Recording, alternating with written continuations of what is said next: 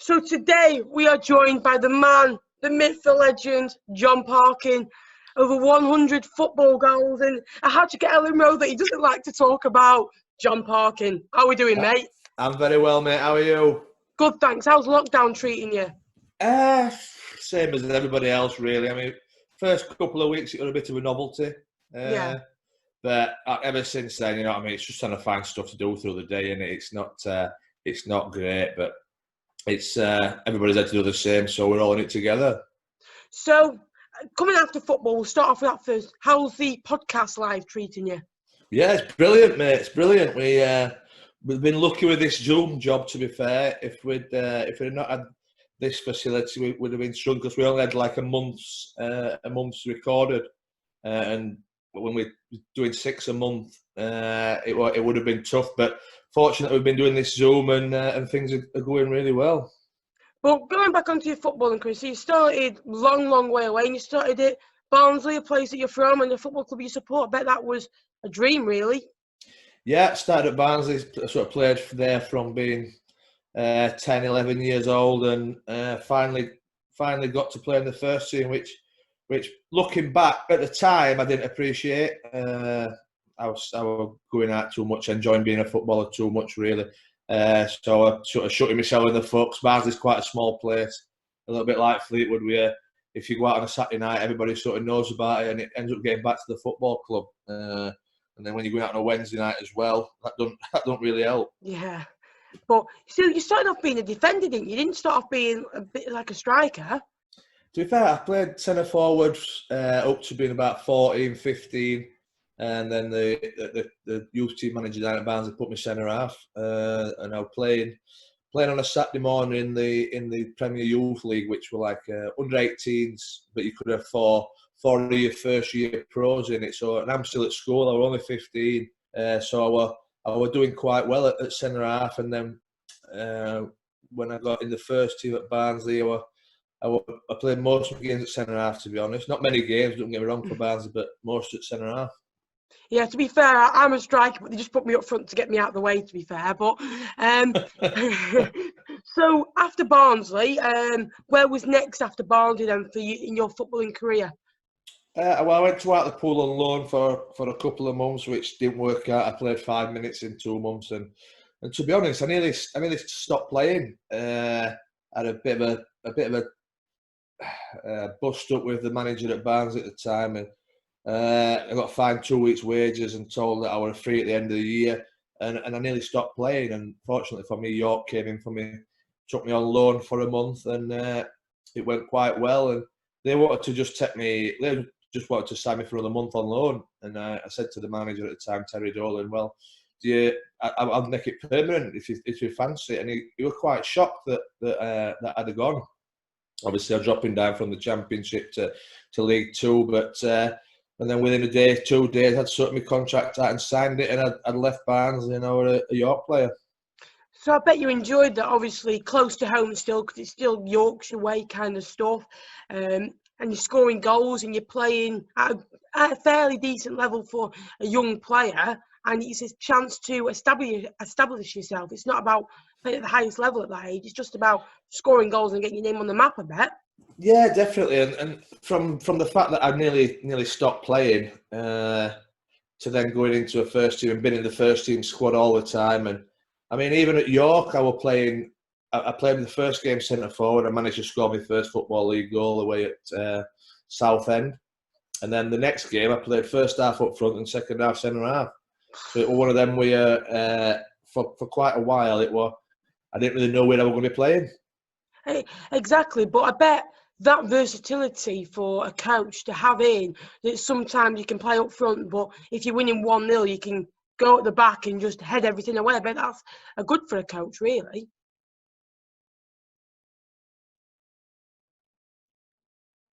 If I was playing, you can change your bench up and maybe have somebody different on the bench where if you've not got a player who can play both, you obviously definitely have to have a defender on the bench where we might not have to if you've got a player like that.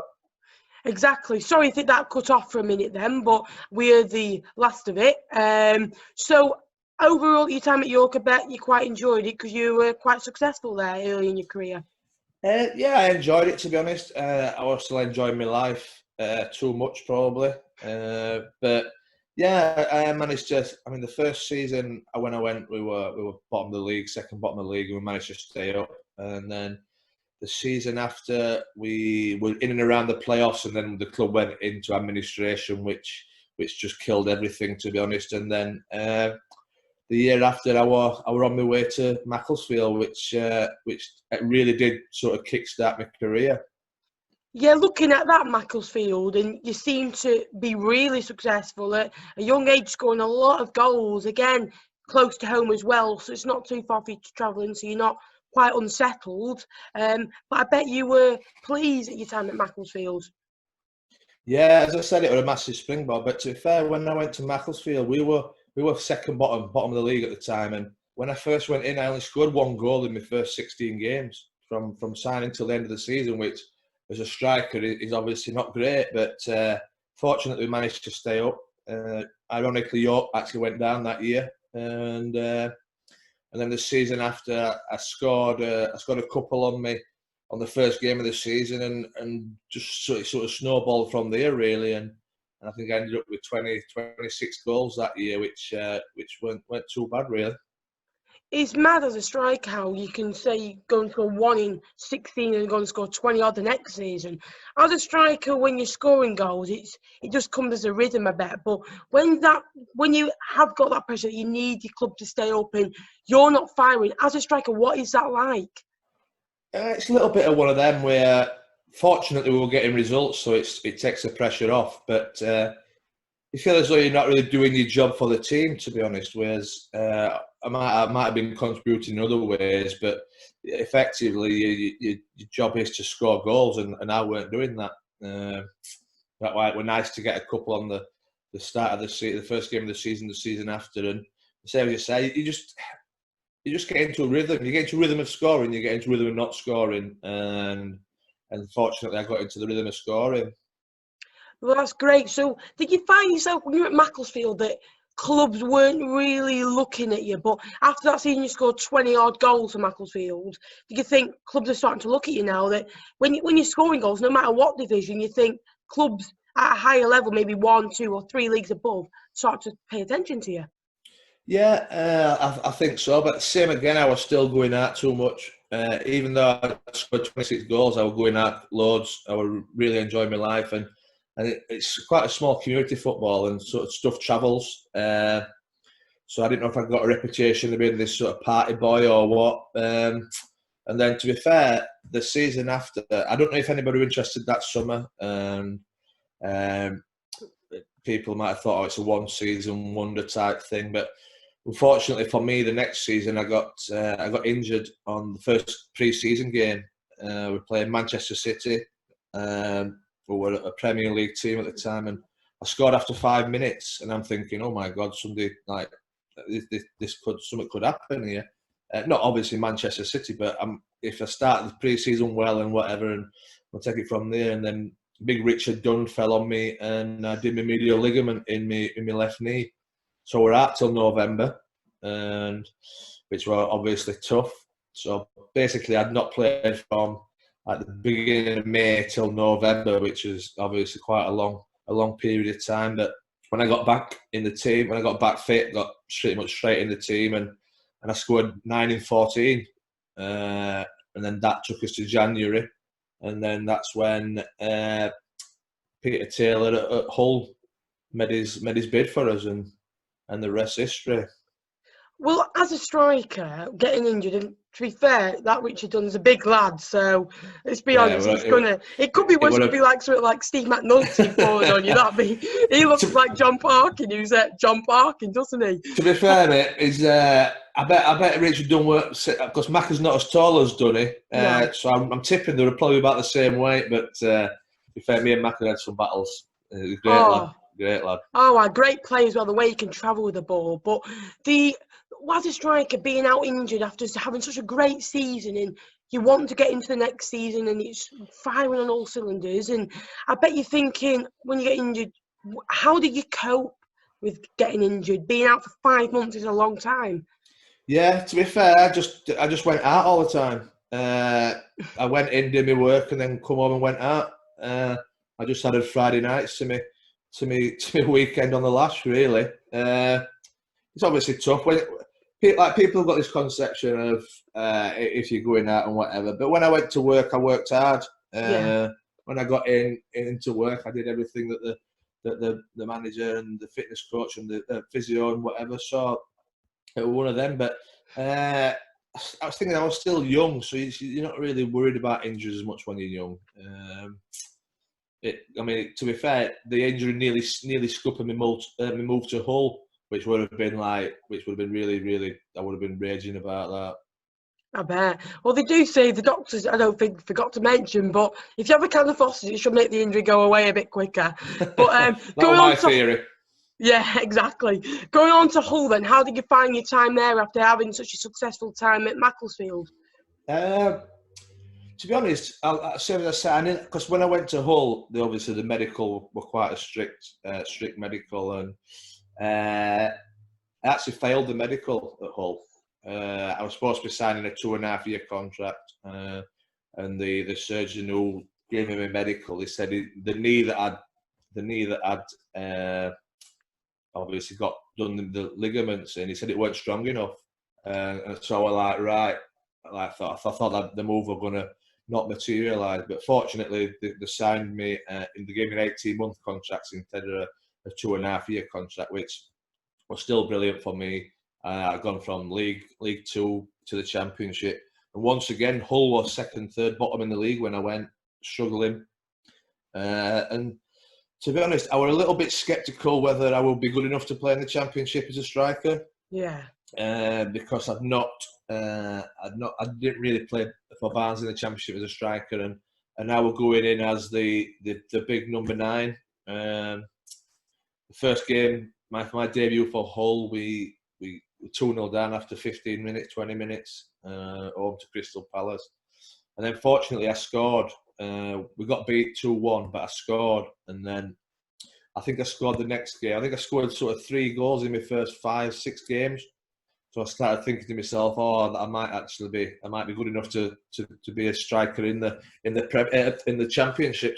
And then managed to score some more goals, and we stayed up, which were magnificent. And then as soon as we stayed up, the chairman pulled me and he says, "Look, I'm going to give you that extra year that we were going to give you originally," which was really good of him. And to be fair, I played every game that when I went, and they must have thought the knee were all right. So it worked out a perfect move for me.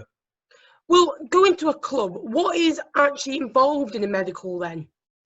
Oh, so it just depends what level you're at. I mean, you're. How do they differ at different levels? So when you went to Macclesfield, to Hull, a bit like Macclesfield, smaller club, Hull, quite a big club for the Championship. Yeah, they were. The Macclesfield one pretty much is, can you touch your toes? Can you do this? Can you do that? And they have a little wiggle about with your ankles, wiggle about with your knees or whatever. When you go to like a Championship medical, you'll be going in and having an MRI scan and stuff like that. So it is a lot different. I mean, Macclesfield got me for free, so I think Hull ended up paying 250 grand, rising to 400 grand on appearances, and if we stayed up and all that sort of stuff. So it's gamble. But yeah, I mean, to be fair, I don't think I passed the medical since the Macclesfield one. I failed the medical at Hull. I didn't really have one at Stoke because I'd already been on loan there. Preston one, I didn't really have one. The Cardiff one, I failed that. And then the Fleetwood one, were another back down the way, you're touching your toes. Can you touch your toes? Yeah, no bother, pass. And then that was pretty much it.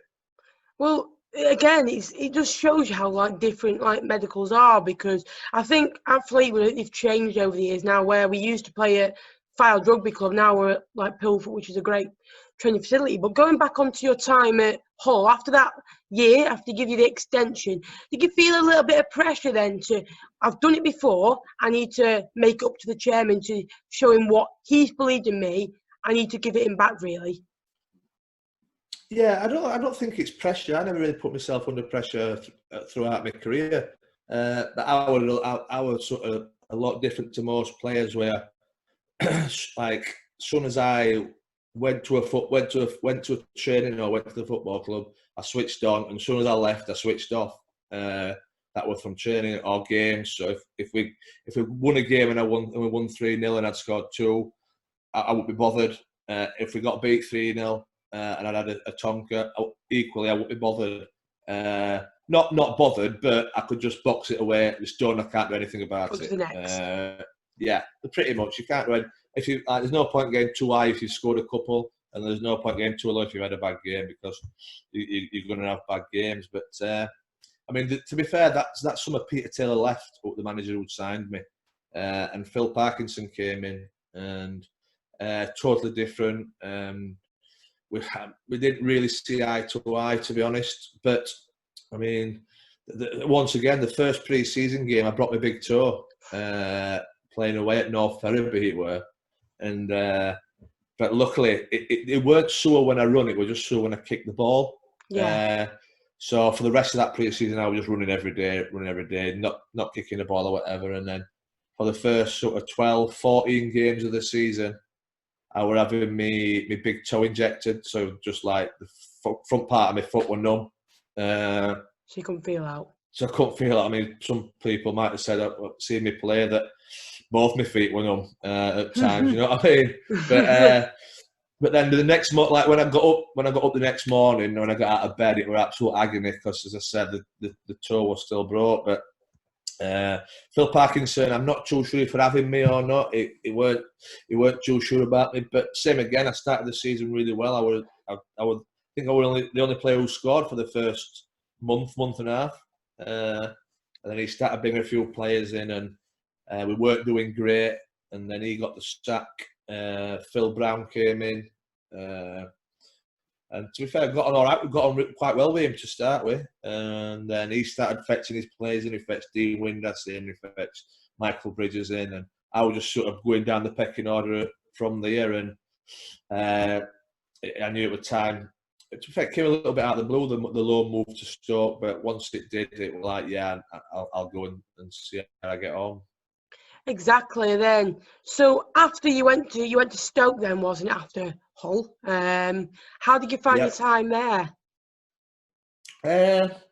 Well, the previous season I went on loan to Stoke for, I think I signed for 2 months, and didn't score in my first 3 games for Stoke, and then I scored 3 in the next 3, and Stoke were like 6th or 7th in the league, like really pushing for the playoffs.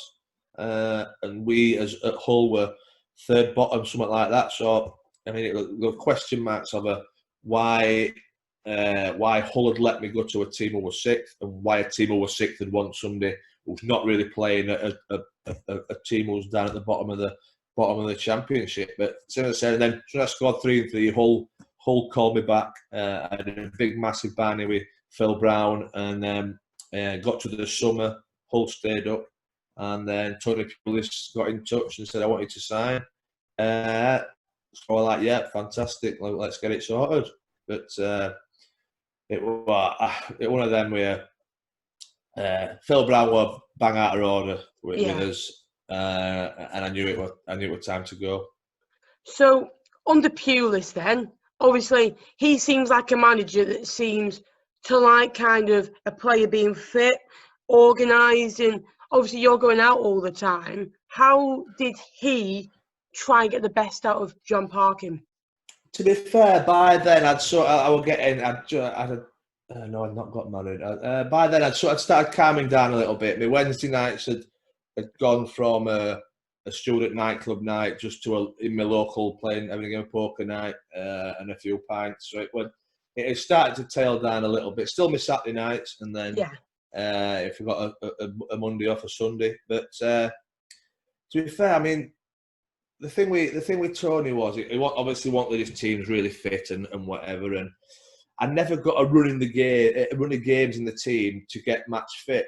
I was always a player who, the more games I were playing, the better I were, because I was fit and whatever. I didn't really need to train as long as I was playing every game. If I played Saturday, Tuesday, Saturday, that were fine. But the role that either myself or Mamadou Sidibe were going to play, you need to be fit and really fit. And when I'm more injured for a game or 2 games or whatever, or I got put in the team, because I'd not played for the previous month or 6 weeks, like started the game, or I was by an hour in, I was blowing out my backside. You know what I mean? I needed that run of 4 or 5 games to really get myself up and running, which unfortunately I never got. But on the flip side of that, we got promoted to the Premier League, which were like incredible.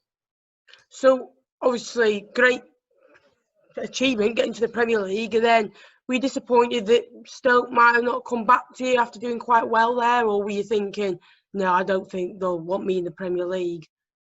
To be fair, I'd still got 2 years left on my contract. I mean, and Tony Pulis didn't want me to leave, but I don't know if that were more of a football thing than more of a thing that he actually said to me. He said, I like having you around the place, you're good in the group and all that. And I was like, well, I'm 26, 27, like sort of coming into the prime of my career. I need to be playing football matches. And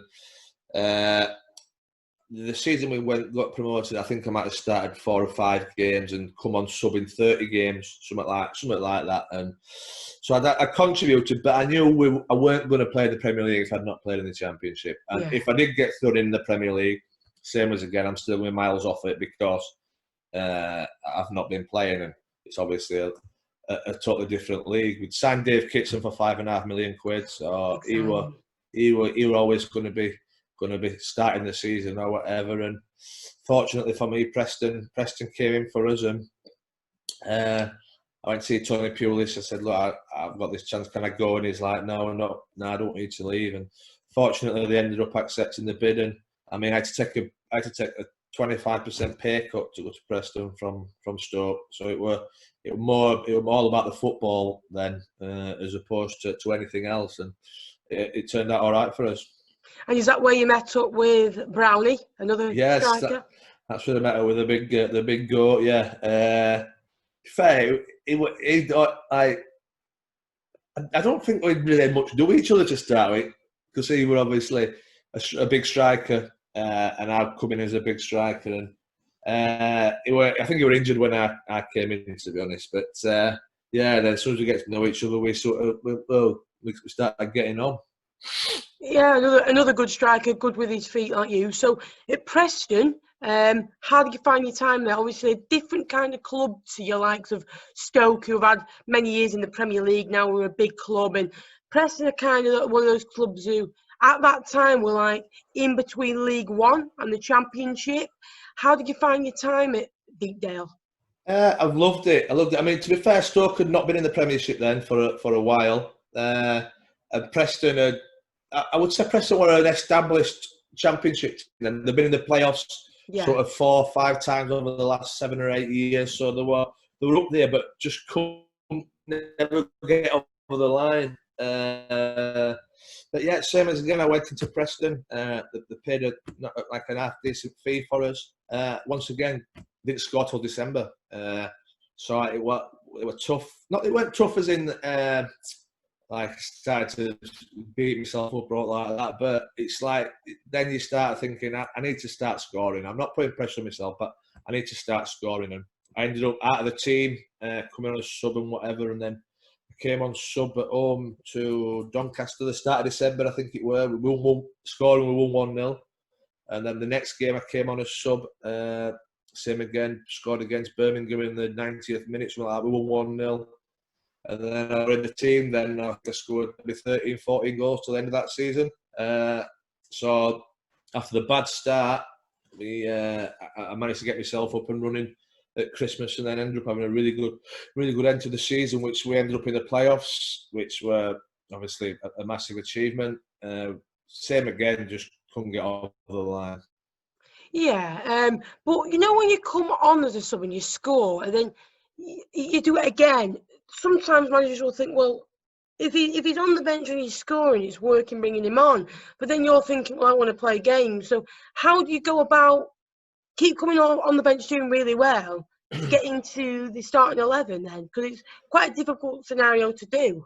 Yeah, the thing is, it's hard coming on a sub, whatever minute you come on, because as soon as you made that first run, you're blowing out your backside, you can't get your breath, and then you got to make another run. And any footballer you speak to will tell you the same. Hard to get up to speed with the game, but the reason I've been fetched on as sub in them 2 games was because it were 0-0. So the other strikers obviously not been scoring. So once I'd scored. Once I scored a couple, Alan Irvine threw me in the team. I think I scored Boxing Day. So I had a really good month, and that was me cementing in the team then. And then for the rest of the season, you do quite well. And then at the end of the season, what are you thinking after another good, successful year in the Championship? Just enjoying playing at Preston, to be honest. I got 2 years left on my contract. As I said, we just missed out on the playoffs. I probably just had my little boy by then. So that calmed us down. So yeah, just really enjoying it. I love Preston. Love the lads were brilliant. It were really enjoyable. And then the next season we started quite well, and then we started dropping off, and we ended up we're about 9th, 10th, I think, and like only 4 or 5 points outside the playoffs. And Alan Irvine got the sack, which was a massive blow for us all because everybody loved him. Darren Ferguson came in, and we lost quite a few players. I think Darren Ferguson had been told to sort of trim the budget quite heavily, and he ended up trimming the budget and getting rid of sort of 7 or 8 players who played quite a big part in the team the previous season. And then he fetched his own players in, and we sort of struggled that year, to be honest. How did you get on with Darren Ferguson? Because obviously he's quite like a Marmite character, where some like him, some don't, and he's quite one of those where you can see a bit like his dad in him, and he's a bit hot-headed at times. A bit fiery. Yeah, I got on great with him, to be honest. I didn't agree with the way that he went about getting rid of the lads who he didn't want, where he sort of banished them to training with the kids and all that sort of stuff, which I didn't agree with. But I was playing the team, and I got on quite well with him. I don't know if I just got on well with him. Same as you say, he had a fiery. He were fiery, and he could be a little bit hot-headed. But I think the thing with Fergie was, I think he was quite a good manager, but he needed a really, really good coach with him. Yeah. A coach who were good at organising and stuff like that. And I think that's just what he were lacking, to be honest. So, under him, how did your time at Preston start to fade away then? It didn't really, to be honest. I mean, I can't remember we finished that season. I had an operation on my knee at the end of that year, and then that summer, I've got a year left on my contract. Barnsley made a bid for us, obviously my hometown club, and I wanted to leave, to be honest. All the squad had been dismantled with what I'd really enjoyed playing with for the previous 18 months or whatever it were. My hometown club, I felt as though I got stuff to the unfinished business site there, and Barnsley offered 300 grand for us. 28, 29 now, and I thought this would be a chance to get back. Preston turned it down, and I was like, right, okay. I said, well, are you gonna give me another contract then? He says, well, no, we can't finance it. I just had to sit and suffer it, really. I mean, Barnsley offered 300 grand, and Preston wanted 500 grand, which there were too big a gap for me to sort of push a move through. You know what I mean? If it had been if it had been 300 grand and 400 grand or 375, I'd have probably kicked up a fuss, and my time at Preston had probably ended in a different way to what it did. But so we started the season and we weren't great, and then we ended up. It got to sort of December time, and I must have done. I felt I'm doing quite well myself. I think just had that hat trick against Leeds, which people keep me on about now and again. So we're half an hour in, and it's been mentioned. You mentioned it first. I was going to mention it a bit more, but I thought you was a bit fragile about mentioning it because you don't really like to kick off a fuss about it. You scored the hat-trick at Ellen Rose. But I bet that was a great experience. Obviously, Leeds, big club, a Barnsley fan, obviously kind of rivals. And then I bet it was a good achievement scoring at a really big club, really. Yeah, it was just nice to... I mean, there's just the whole night was just a bit surreal, to be honest. How the game went, it was just absolute carnage. It was absolute carnage, and the biggest thing that I can remember about it were I got took off with sort of, I don't know, 6 minutes to go, something like that, and the Leeds fans actually clapped us off. Really? And I'm like, yeah, is that really happening or what? Obviously, we then just seen the team go from 4-1 up to 6-4 down, and they're clapping the kid off who scored an hat-trick against them. So it was quite surreal, really. Did attention at clubs start to come on you again after that Barnsley bid rejected, and to go and score a hat-trick with that disappointment, to go again is a real good achievement, and then clubs might be looking at you then thinking, he's a good player, we could do with him in our squad. Well, to be honest, I was established by then. I was an established championship player. You pretty much, if I played the full season, you knew you were going to get, I don't know, 14 goals, 15 goals, round about that. So I'd not really thought about it, to be honest. And then Preston was still like, I got to December and I still not had any word on a contract from Preston. Darren Ferguson said he wanted to keep us, but he couldn't offer me a contract. And then I got the phone call that Cardiff wanted to sign us, which were one of them we are like, oh, well, we'll see what they've got to say. And I mean, Cardiff was second in the league at the time, and we were probably, I don't know, 12, 15, something like that. So I went and spoke to Cardiff, and my thought process was, I mean, it was the first time that I'd moved for money, really. Because I could have signed for Sheffield Wednesday as well. Yeah. They were League One at the time. Alan Irvine, obviously, the previous Preston manager. But Cardiff was second in the league in the Championship. The money were better at Cardiff than Sheffield Wednesday, and my thought process was, well, I'll go to Cardiff because they're a fantastic squad, by the way, and all really, really good team. I never went up. I'll never know. So I go to Cardiff, we'll get promoted up, like touch wood, we'll get promoted, and then my money will double, and then I'll not play in the Premier League anyway, so I can just come back up north on loan at a Championship team or whatever, and you get your bonus as well, really. Yeah, that was my thought process. So I moved to Cardiff, and we ended up getting beat in the playoffs, and then Dave Jones got the sack. Malky Mackay came in, and then straight away we just didn't get on, just butting heads straight away, and then I found myself totally out of the squad. We're training with the kids and everything, and fortunately I got a call from Doncaster. Don't want to go to Doncaster on loan for a month. I thought, yeah, fantastic, back home. Brownie moved in my house by now. He was at Doncaster at the time, so he moved into my house. So I moved back into my house and living with Brownie for a bit. And didn't like Doncaster. I didn't score in the first month, to be honest. But they wanted to keep us. Dean Saunders had just got the job, and he wanted to keep us. But at the time at Doncaster, they were just changing it all up. Where they were only wanting to pay minimal towards people's loan wages and stuff. And Cardiff said, "No, we're not. You've just paid that for the month, so you can afford to pay it.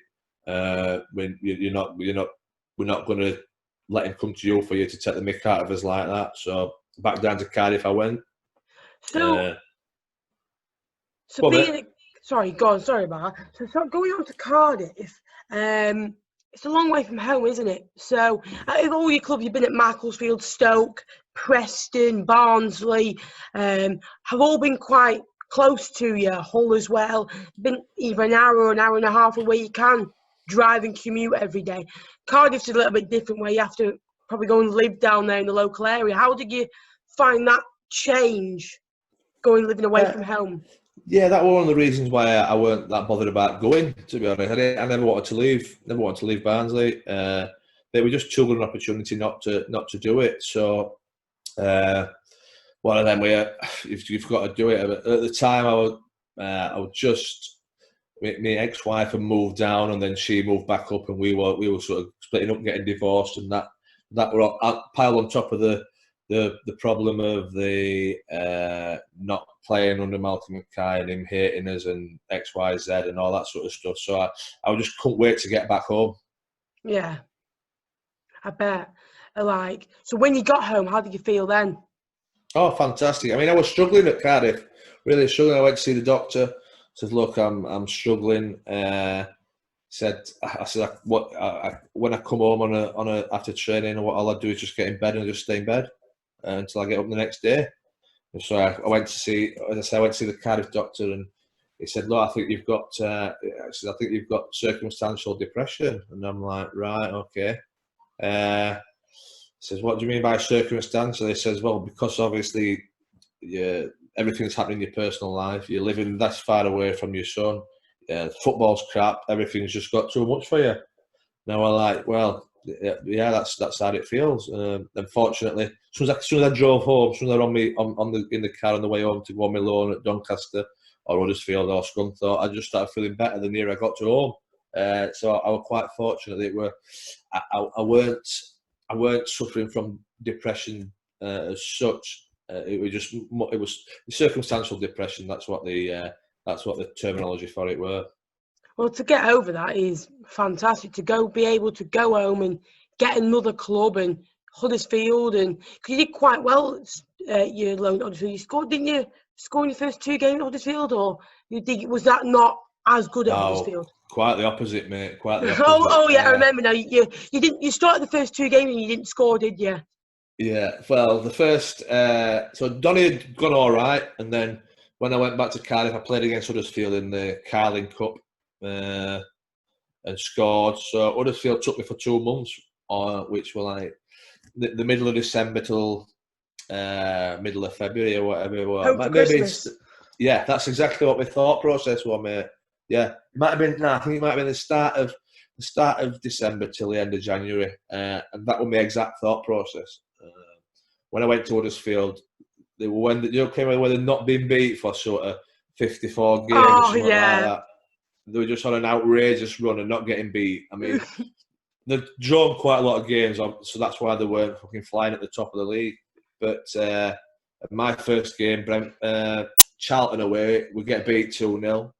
And then the second game started at home to Brentford, we get beat 1-0. So my first 2 games, I got beat for 54 games. My first 2 games, I get beaten both. And then I never played again. But same again, I went asked because I were at home. You know what I mean? So Huddersfield obviously weren't going to extend the loan after that, and so back down to Cardiff I went, dreading going back, and then I got a phone call from my old York manager Chris Brass, who was assistant manager at Scunthorpe with Alan Nill. They said, look, we're in league, like they were League One. Said, look, we're in the bottom 3, bottom 4. I think it's 4. Bottom 4, we're struggling. You fancy coming on loan?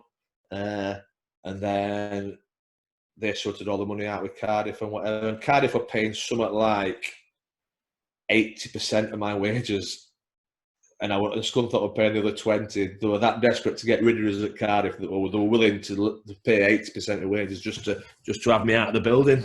And I came to Scunthorpe and done really well. Well, done really well, to be honest, and we managed to stay up.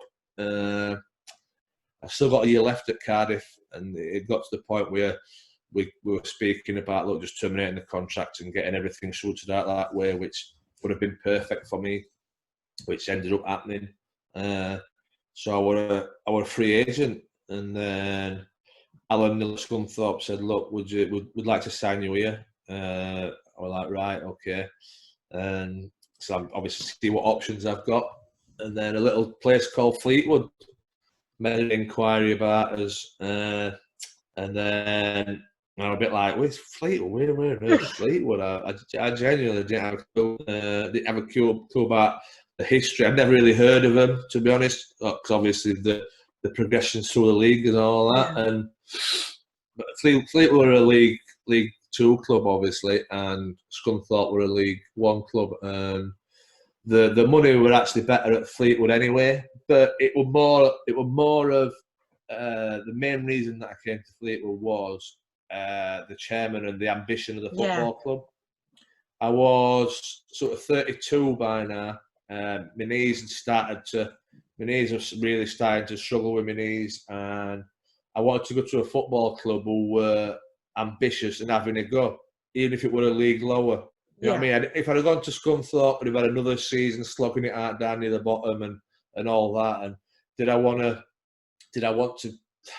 be in another relegation dogfight where if you finish 10th, you've had a good season? Or do I want to go to Fleetwood, who have just had all these promotions, who are on the rise, and who are going to have a really big bash? And that was the main reason that I signed over at Fleetwood. Well, if you didn't know, John was Vardy's replacement. Again, I don't think he likes mentioning it, but obviously you come to Fleetwood, and Andy Pilley, as you know, is an excellent chairman. And it was Mickey Mellon signed you, wasn't it? When Mickey Mellon, because he went halfway through the season, didn't he, in the first season in League Two, and Graham Alexander came in for the rest of it. Yeah, Mickey signed us. I mean, Jim McCluskey was the scout, who was the scout at Preston. So I knew Jim, and that's where the connection were of him getting in contact with us and that. And got on great with Mickey. Thought he was really good. Obviously, he's gone on to have all these promotions after Fleetwood as well. So there's got to be something in it. The fact that he keeps getting teams promoted. I think the thing was that first year we've signed loads of players, and it would we're always going to take time to gel. Mean, the chairman has spent a lot of money on paying good wages and signing players for fees, and I don't know if he was expecting us to be like top two straight away. So I think Mickey might have only been fifth or sixth when Mickey got the sack. Yeah. You know what I mean? We were in and around definitely in the playoffs. So we're a little bit surprised with what we'd done to get the club there. The fact that we were sort of sixth in the league. And so it was a little bit surprised. But to be honest, same again at Fleetwood. I mean, coming from the Championship, I think everyone's expecting me to hit the ground running. And I didn't score for the first, 6 weeks, something like that. So it was a bit like, oh Christ, what we signed here. But fortunately, I think the first goals were the away at Morecambe. Well, you mentioned your hat-trick at Ellen Road. You don't mention your hat-trick at the Globe Arena in Morecambe, which is even a bigger stadium, you know. Yeah. No, because remember, like, everything you touched that day was touched the gold, and you even got the assist as well for, I think it was Barry Nicholson, and it was like nice little feat by you, and you got a ball in, and Nicholson scored. So I bet you're thinking hat-trick and assist. I bet you thought up and running now, and 4-0 victory as well at local rivals. But you're thinking I'm on the roll now. Yeah, definitely. And I think if people were questioning what I would like as a player or what I could do, I think that day people were like, oh, like he's not that bad, to be honest. And then I think I got injured not long just after that. I think in an FA Cup game or a cup game against Forest. I think I did my hamstring. Yeah. And then Mickey got sacked not long after that. Within the next 2 weeks, I think it were. So I were out for 6 weeks with my hamstring. In that time, Graham Alexander had got the job, and it was had a bit of a dicky start with Alexander because I slept in for treatment one Saturday morning when I'd been out and whatever. So I got fined a week's wages this first week or whatever. So we didn't go off to the great start, and then I got back to be training from my hamstring, and the first training session I pulled it again. exactly the same place, which we. I don't know if the treatment that I was getting were right and whatever, and I think that was like the main decision for the club getting rid of Soz. Remember Soz, the physio? Yeah. Fetched a kid called Luke Bousset, whatever, Bousset. And then, so we're out for another 6 weeks then. So I've been out for pretty much 3 months, and all of that were when since Alexander came in. So I got back fit anyway. And we were it was getting to the point where, like, if I played 24 games, I got my contract renewed for next year automatically. Yeah. So I got in and around the team, and it was sort of getting to 20, 21, 22, and Graham Alexander pulled me and said, "Look, just to let you know, I can't play you games. Like, it's like, at your age or whatever, I don't think you should be on that contract." So I'm like, right, okay. And we played at home to someone, and I came on and I think I scored a penalty. Yeah. It was the bank holiday weekend. Was it Accrington or Morecambe? It was one of those two, wasn't it? Because I remember you coming on, and I think did Ian Hume score the other one? Ian Hume came on, and he I think he only scored one for us, and I remember he scored a rebound shot. No, this is the previous season. Oh, right, okay, okay. This is my first season, yeah. Yeah. I think it might have been Bradford. Right. I think it might have been Bradford. Big club for League Two. Yeah, so we played Bradford on the Saturday, and we were playing away at Southend on the Monday. Yeah. And that was my 20th. He put me on a sub and I scored a penalty. I might have even scored the rebound after it, well, I'm not sure. But so he pulls me after the game. He says, "Look, I can't play it on Monday." I'm like, "Right, well, what?" Well, I said, "He's taking the piss, really, aren't you?" He said, "No, I can't play you." And we were like, I think we were 6th in the league, so like got a chance to get in the playoffs. He says, "Look, I can't." I says, "Well, I think he's fucking taking the piss out of me." I said, "Well, what am I doing now then?" He said, "Well, I'll see you Thursday." Because the lads were travelling on the Sunday, playing on the Monday, having Tuesday, Wednesday off. I said, "I'll see you Thursday." I was like, "Right, no bother." And then I can't remember what the result. I think we drew away at Southend. Yeah. And I think Gaz Evans missed a penalty. And obviously I just scored a penalty 2 days previous. So we're like, well, that would have been 3 points, another 2 points, would have been in the playoffs.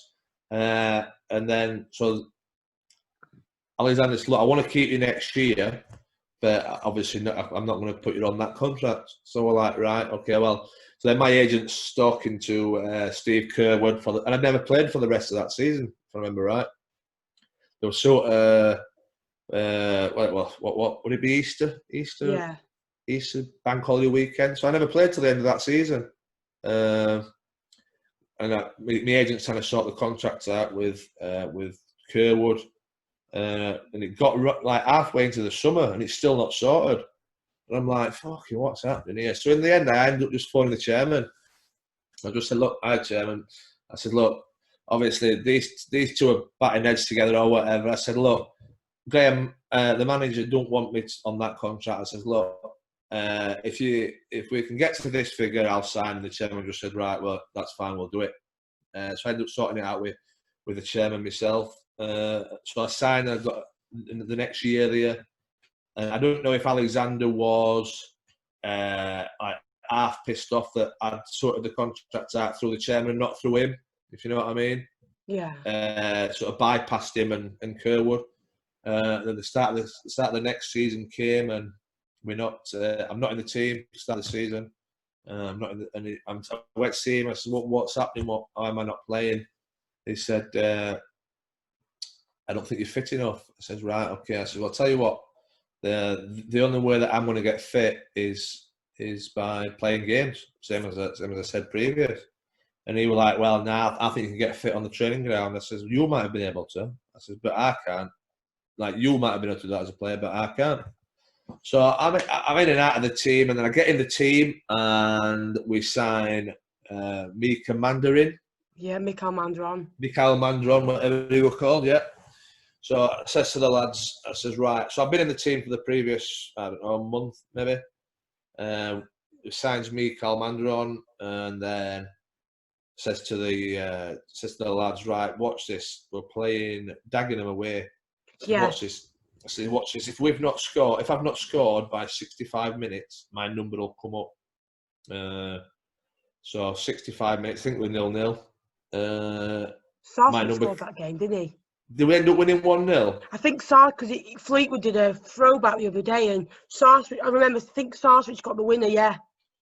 So anyway, we're doing 0-0. I get taken off, so I'm fucking furious about that. I'm like in the dugout, chundering and everything and whatever. And then me, Calmander, didn't do great there, to be honest. But then by now, it's done all right since. But we started playing 4-5-1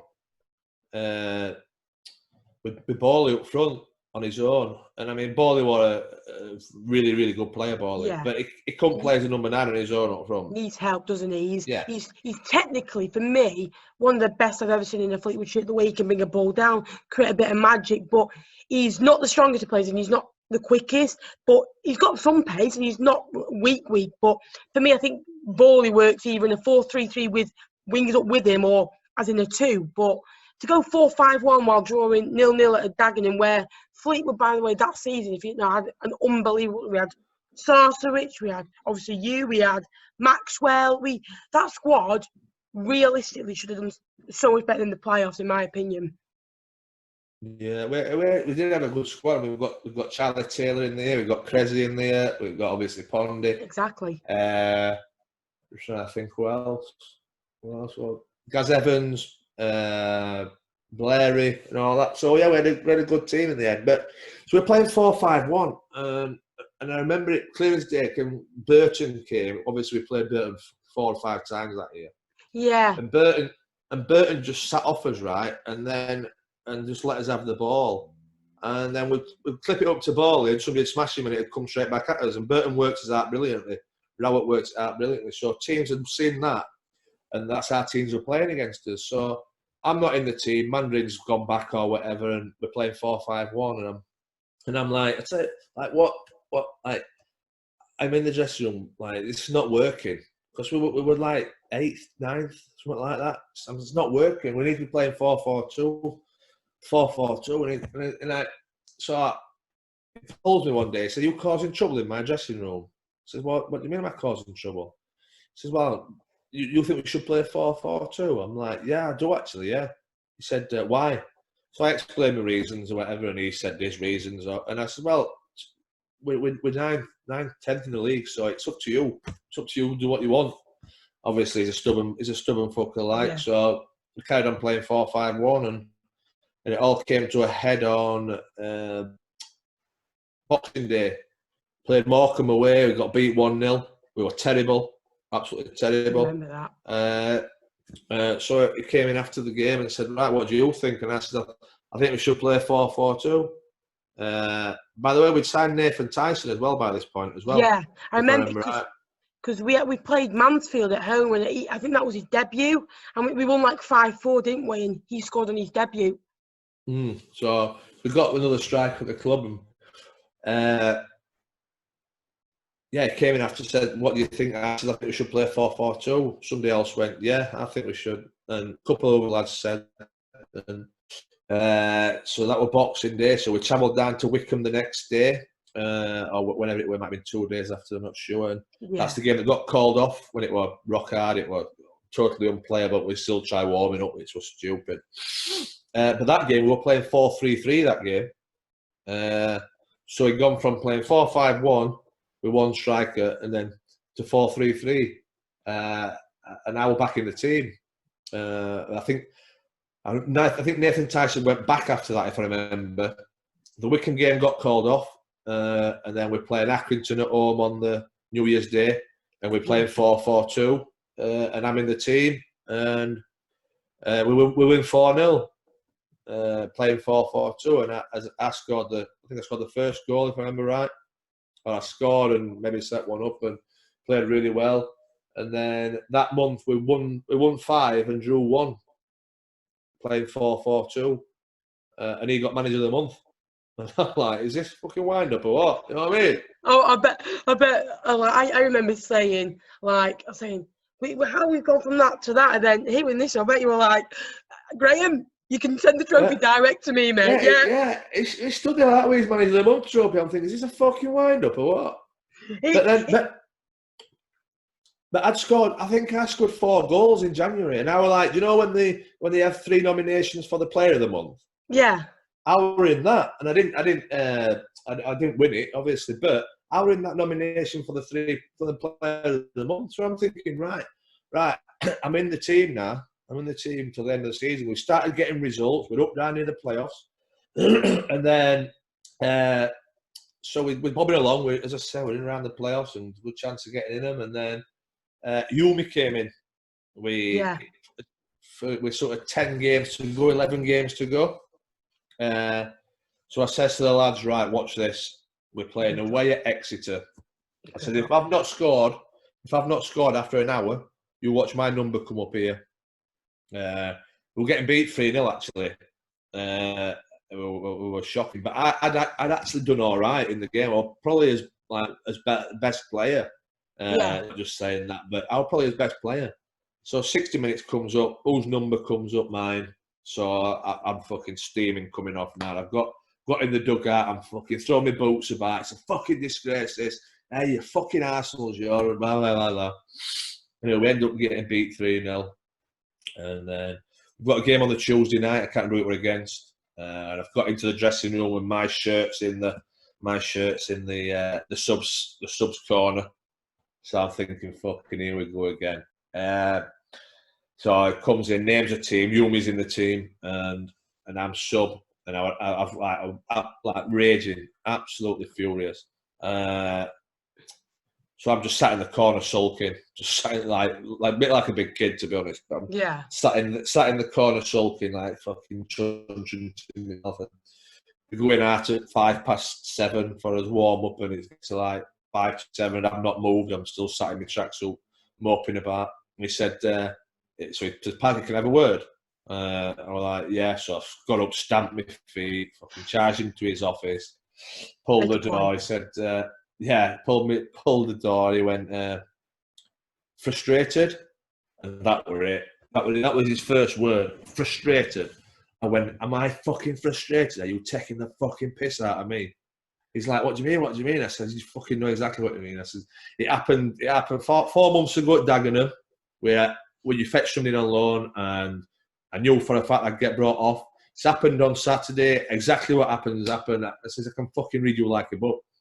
But as I'm doing it, I'm starting to feel myself get madder and madder and madder. And I had to put my hands in my pockets. I thought, I'm going to hit him here. I genuinely did. I thought, for the first time in my career, I thought, I'm going to hit him. So I put my hands in my pockets and I'm fucking in his face. And he just went, he says, I don't think you can play 2-3 games in a week, or can't play Saturday, Tuesday. I says, well, I just fucking have been doing, haven't I? Before you fetched Yumi in. I know it's getting towards the end of the season. I'm like, that fuck off. Anyway, he says, right, are you going to be sub? Do you want to be sub? I says, well, you've put me sub, so I'm going to be sub. I'm not just going to fucking walk out. That's not fair on anybody. So I went and I got changed or whatever, and then that was Yumi in the team, and to be fair, he's a great lad, Yumi, great pro, and a really good player. But I was just getting more wound up because as you say, he scored 1 goal in 14 games. 3 of them, they'll be obviously the playoff games, weren't they? Yeah. And I'm like, fucking hell, what is? I says, you're taking the piss. You're absolutely taking the piss out of me. So, to be fair, for the rest of the season, I was quite fucking sulky. Never let it affect the lads or the training or the games and all like that. But I was just really pissed off. And then it all came to a head the last game of the season, man. That was like... He seems one of those types of managers that he does it to himself to reaction. He'll go, what do you mean? He'll go, what do you mean? He goes, you know exactly what you've done. You've dropped a player who basically was nominated for a Player of the Month, who has clearly said play 4-4-2. You've gone and done it. You've won 5 games. You've gone from mid-table mediocrity to, we could get in the playoffs here, to then bring a striker who's only just been in the door a few days, fair enough if your striker not scored. Like, one game without a goal for a striker, I think is what Rosley used to do this with Ash Hunter, where if Hunter didn't score, he was out of the team and you'd be back on the bench. And I think Alexander did that with you sometimes. If you weren't scoring, you're right, he's on the bench. He's like, a striker cannot score in every game. It's not going to happen. They're going to have a game where they maybe don't score, maybe don't create as much. And I bet you were thinking, I'm livid here. Yeah, honestly, I was furious. And as I say, it all came to a head on the last game of the season. So obviously, my relationship with Alexander's like hanging by a thread. Anyway, he knows how pissed off I am, and he's just trying to pacify me, really. I think at times. But so the last game of the season, we're in the playoffs. We can't go anywhere. Yeah, we were playing York anyway, weren't we, at home? And didn't we play Chesterfield, who he needed to win league? Didn't he have, like, was it Paul Cook at the time, or was it Dean Saunders? No, it was Cookie. Yeah, it was Cookie. So, gets the last game of the season. We were third, I think. Or we couldn't move. Fourth, the top of the playoffs. Yeah, so we couldn't move. 3-goal automatic done that. So we couldn't move. So we're playing Chesterfield, as you say, and I have permutations where if they won the league. So he put like 7 or 8 changes in. He put me back in. He put Cressy back in. Maybe Murdo back in. Scott Davis came back in, I think. Scotty played. I can't remember. I think he dropped like Charlie Taylor, Pondy. It was. I think, didn't he put Ryan Cresswell back in? And yeah, Cressy came back in, and so we're playing, and we get in at half time. We're winning 1-0. I think Blair might score. I'm not sure. We get in, and obviously I'm like that in the dressing room. I'm like that, joking with the lads. I says, because they used to go in and have a little chat in the showers and that, him and Luchetti. And I were like, they'll be saying in there, fucking hell, this weren't supposed to be happening, were it? They weren't supposed to be fucking winning at half time, Chris, were we? What we're going to do now? Knowing that if we'd have got Dick the last game of the season, nobody can go and knock on his door and say, I think I should be playing on the Friday night. Exactly. So we're winning 1-0 anyway. So as going on to the story, obviously me and Cressy used to travel in together. We've both been in the same position, sacked off out of the team and whatever. Yeah. So just after that time, it goes 1-1, and then not too long after, it goes 2-1. We're probably about half an hour, 35 minutes away from them, right? Yeah. And then so they're winning the league now. So it's fucking carnival time for them. You know what I mean? They're like, ole, ole, and all that sort of stuff. And after when we saw 20 minutes ago, it takes whoever I were playing up front. Was it Bawley? I'm not sure, because I know Bawley started out the playoffs, didn't he? Whoever I was playing up front with, he took off. I don't think it were Bawley, because I could have understood half Bawley. Or if he did take him off, he put a midfielder on instead of another striker. Yeah. He went 4-5-1, didn't he? 4-5-1, right? So I'm playing up front on my own, right? So they're just keeping the ball at the back and charging about and whatever. And as I said, the crowd's up. It's like a carnival, right? And I could just feel myself getting more frustrated and more frustrated. Your face was like red, like as a tomato. You were like, and then you can tell because you were running with anger because your fists were up and you were like that, proper steaming. It's so frustrated. Anyway, so 2-1 we get beat. They've won the league, so all the fans come on the pitch to fucking ragging me hair, you know what I mean? Like up in your face, celebrating and all that.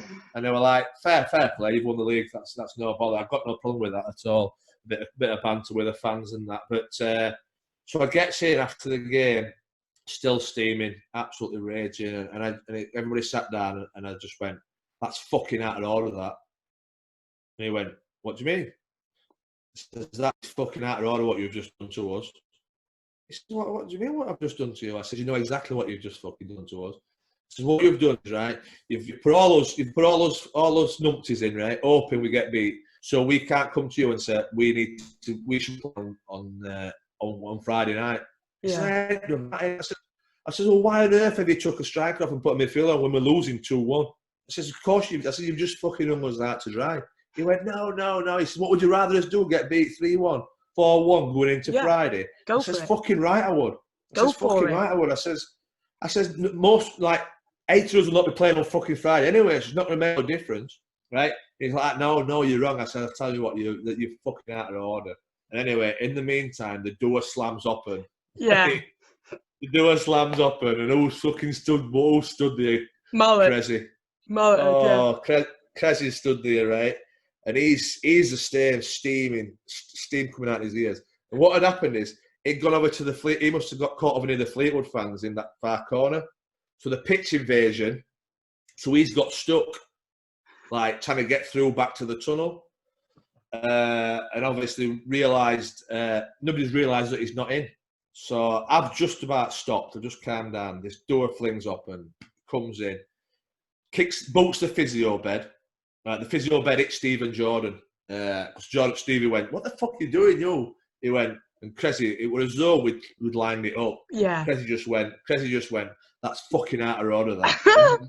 Alexander just went, "Not fucking you and all." He said, "It's fucking out of order." He said, I've just had it off him. And Cressy just went, "Nah, it's fucking bollocks." So then obviously it calmed down and whatever, and we got to the playoffs, and the first game got called off for the flooding, and then 2 days later. Were we supposed to play on the Thursday night? We were supposed to play on the Saturday at York, and I remember because I was going, and we took about 1,000 to that. And then it got called off to the Monday because of flooding, and so it got played on the Monday. And we only took like 200 fans in the end. And then I think we won 1-0. Matty Blair, because Matty Blair used to play for York, didn't he? Yes, he did. Yeah, and then so we should have been playing Sunday. We should have been playing Saturday, Friday. We ended up playing Monday, Friday. Yeah. So we wins the game. I'm obviously not playing, and then the second leg. Did we draw the second leg 1-1? 0-0. 0-0. Oh, Nick right, Pope, who's now at Burnley, was in net for York that night. Right. Because they were a team that went on a run. They were kind of mid-table, and they went like on an unbelievable run at the end. I think they won like 10 out of the last 12 just to get into the playoffs. Yeah. And their squad should never apparently have got into the playoffs. And then we drew 0-0, and I think you came on as a sub that night, didn't you? Yeah, I came on. I can't remember how long, 20 minutes, 25 minutes. You had a shot you had a shot that Popey saved. Remember that? Oh, I can't remember that. So we're at Wembley. It's obviously my first time. My first time there, which at sort of 33, you're thinking I'm never gonna, might not get there now. And then we ended up important, and I came on, and fantastic achievement for the football club, really. Great day. And as I said, everyone were buzzing. I bet, and a moment of magic from Sausage. The keeper should have done much better. How was your reaction when you found out you're on the bench? Did you know you're on the bench? Really? Yeah, I knew I was going to be on the bench because obviously I'd still be on the bench every game, even though I weren't starting. But I can remember, I mean, Graham Alexander pulled Cressy on the morning of the final, playoff final, and said, "Look, you're not even on the bench." And Cressy were like mortified, absolutely mortified. He got sort of 20 of his family coming down and whatever, and he, as I say, he weren't even on the bench. So I don't know if that outburst at Chesterfield had played a part in that or what. I don't know. So as I said, somebody said the keeper should have done better, but I think we. I mean, I've seen the fucking in this lockdown. It keeps coming up, doesn't it? The final, on Sky Sports. Yeah, I remember you going through with Pondy. And then it was like the last minute, and Pondy was going forward, and you would run up and you were basically trying, "Give it, mate!" And Pondy just kept going. I was thinking, he's going all the way here. I was like, "Take it to the corner!" and then I think about the 18-yard box. I think you lost position. I was like, "Oh my god!" Like they're going to go and score now. To be fair, he was out on his feet, Pondy. He was incredible that day. But it's mad that. It does take it at you, like the Wembley pitch, and people say it takes it at you. It really does. I don't know if it's just the occasion and everything or what, but I mean, I played 20 minutes, and I was fucking knackered. I was absolutely knackered after. But same as I said, to be fair, it was fitting that Sars scored because he'd had a really good season. Yeah, had a really good season, and as you said, the keeper should have done better, but we're not going to complain about that. And we've won at Wembley and got promoted, which is what I came to Fleetwood to do, to be a part of. So there were half a satisfaction of that. Still half raging that I'd not played as much as what I wanted to. Raging as well because the chairman had said at the start of the season, if we go up, he'll pay for us to go to Vegas, which obviously everyone had been buzzing with. But I can remember we got Murdo were getting married on the Saturday after the final on the Monday. The final? Yeah, it was Monday the final. It was bank holiday, wasn't it?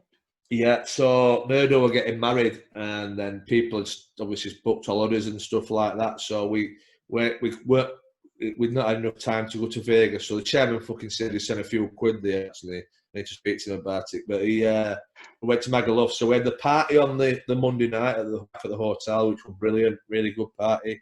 We travelled back up on the Tuesday morning. Flew to Magaluf on the Wednesday morning, I think. We had Wednesday, Thursday in Magaluf, and then flew back on Friday. So the chairman, he only had to pay for us 2 days in Magaluf, the jammy so-and-so. So yeah, we flew back in on the Friday. I went straight to Blair's, and then we drove up to Edinburgh on the Saturday morning to go to Murdo's wedding. We went to Murdo's wedding on the Saturday. We're travelling back on the Sunday. We've been on the piss all week, so we're all rough as arseholes. And get a phone call from Alexander, probably about 1 o'clock Sunday. So I answers the phone. Hiya, John. Just to let you know, there's nothing for you here. I just went, right, bye, put the phone down. And then that's how it ended at Fleetwood. I bet. When you look back at Fleetwood, you think we got a promotion and the manager was so-and-so and he could be a bit of an arsehole, really.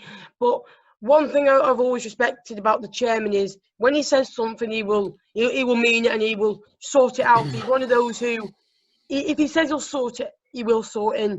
And to be fair, even if Murdoch's wedding wouldn't have been on the Saturday, he would have paid for Vegas for you because 100%. He's that type of a guy where he at least he thought of something. He goes, right, we'll still get him away. We'll still make sure I'm doing something for him. And he's not greedy with his money. He does a lot for the fans and a lot for the players. And I bet that Fleetwood, I bet you were thinking, might not got on with the chairman, but the owner was always superb with you. Yeah, mate, good as gold player. I mean, I messaged him the other day for his birthday. Was his 50th? Yeah. I messaged him and said, happy 50th. I mean, and something like, fuck it, I'd have thought it'd have been 5 or 6 years since your 50th. And he says, well, I'm catching you up. Well, yeah, it feels like it. But yeah, the chairman were good as gold. Top guy. He just got lucky at the fact he'd not got to pay for 25 to go to Vegas. He paid for sort of 14 to go to Magaluf for 2 days. But very good trip anyway. But I mean, even that I thought was a bit disrespectful. The fact that he'd not even got us in for a meeting face to face and said, look, you know what I mean? A bit. He knew I'd been on the piss all week. He knew I was going to be hanging out my ass, and it was a bit of a fucking cheap shot type, a sly thing just to ring up and say, "Are you all right? There's no here for you." Well, at least be a man about it. Exactly.